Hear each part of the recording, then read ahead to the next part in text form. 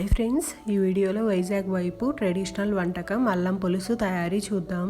దీన్ని ఎక్కువగా వింటర్లో చేస్తారు. జలుబు, దగ్గు, గొంతు నొప్పి, పైత్యం ఇలాంటి వాటికి బాగా పనిచేస్తుంది. ముందుగా మనకు కావాల్సిన పదార్థాలు 2 టేబుల్ స్పూన్ల అల్లం ముక్కలు, సగం స్పూన్ బెల్లం, ఒక పెద్ద ఉల్లిపాయని నిలువుగా తరుక్కోవాలి. అలాగే వెల్లుల్లిపాయలు 10 నుంచి 12, పచ్చిమిర్చి 2, చిన్న పసుపు కొమ్ములు 2, రుచికి సరిపడా ఉప్పు, 1 టేబుల్ స్పూన్ ధనియాలు, పావు టీ స్పూన్ ఆవాలు, సగం టేబుల్ స్పూన్ జీలకర్ర, కొంచెం కొత్తిమీర, కరివేపాకు, అలాగే 5-6 ఎండుమిరపకాయలు, పోపు కోసం కొంచెం ఆవాలు, జీలకర్ర, 2.5 టేబుల్ స్పూన్ల ఆయిల్, పెద్ద నిమ్మకాయ సైజ్ అంతా చింతపండు, నీళ్లు వేసుకొని 10 నిమిషాలు నానబెట్టుకోండి. ఎలా తయారు చేయాలో చూద్దాం. ముందుగా స్టవ్ మీద కడాయి పెట్టుకొని 1/2 టేబుల్ స్పూన్ ఆయిల్ వేసుకోవాలి. ఇందులో 1 టేబుల్ స్పూన్ ధనియాలు, పావు టీ స్పూన్ ఆవాలు, 1/2 టేబుల్ స్పూన్ జీలకర్ర, 5-6 ఎండుమిరపకాయలు, 2 టేబుల్ స్పూన్ల అల్లం ముక్కలు వేసుకోవాలి. వీటిని చిన్న మంట మీద కొంచెం ఫ్రై చేసుకున్నాక 2 చిన్న పసుపు కొమ్ములు కూడా వేసుకొని 2-3 నిమిషాలు చిన్న మంట మీద ఫ్రై చేసుకోండి. ఇలా ఫ్రై చేసుకున్నాక స్టవ్ ఆఫ్ చేసుకొని చల్లార్చుకోవాలి. ఫ్రై చేసుకున్నవన్నీ పూర్తిగా చల్లారాక మిక్సీ జార్లో వేసుకొని గ్రైండ్ చేసుకోండి. అలాగే కొద్దిగా వాటర్ వేసుకొని మెత్తగా పేస్ట్ లాగా గ్రైండ్ చేసుకొని పక్కన ఉంచుకోండి. అదే కడాయిలో 2 నుంచి 3 టేబుల్ స్పూన్ల ఆయిల్ వేసుకోండి. పులుసు కదా, కొంచెం ఆయిల్ ఎక్కువగానే పడుతుంది.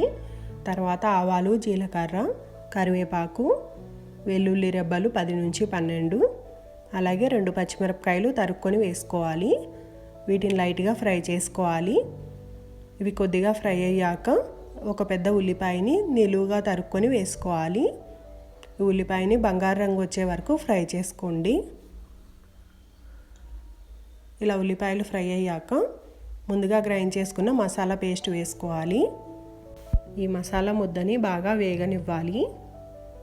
ఇందులోనే మనం రుచికి సరిపడా ఉప్పు కూడా వేసుకొని 2-3 నిమిషాలు చిన్న మంట మీద వేయించుకోవాలి.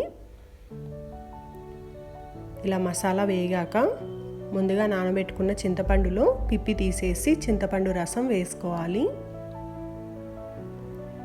అలాగే మనకు పులుసుకు సరిపడా నీళ్లు వేసుకోవాలి. ఒకసారి గరిటెతో బాగా కలుపుకోండి. ఈ పులుసుని మీడియం హీట్లో 2-3 నిమిషాలు బాగా మరిగించుకోవాలి.